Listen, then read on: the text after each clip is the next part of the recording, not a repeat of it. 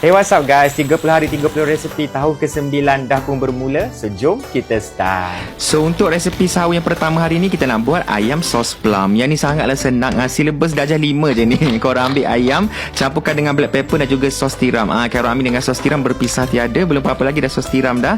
Yang ni korang gaul and bakar pada suhu 200 Celsius selama 20 minit dalam air fryer lah. And then kita perlukan 6 lada besar, 8 cili padi, 1 bawang merah dengan 4 ulas bawang putih. So korang chop. Lepas tu kita boleh mula tumis sampai dia dah mula layu.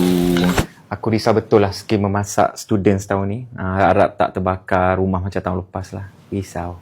Okey, bila kita punya cili dah masak, korang masukkan air and then kita perlukan sos plum. Yang ni tak kisah brand mana-mana, bukan paid review. Ni aku tunjuk yang ada kat supermarket yang mana. Masukkan 4 sudu sos plum, 1 sudu sos tiram, 1 sudu kicap manis dengan 1 sudu sos ikan. Lepas tu korang gaul. And then untuk aromatik dia kita masukkan 2 batang serai yang dihiris, 4 cili padi and also dalam 2-3 helai daun limau purut lah. And then baru kita masukkan ayam kita yang cantik, crispy, golden brown macam ni. Gaul semua sampai sebati and siap. Kan dah cakap, senang saja. So petang ni dah boleh pergi supermarket cari sos plum tu.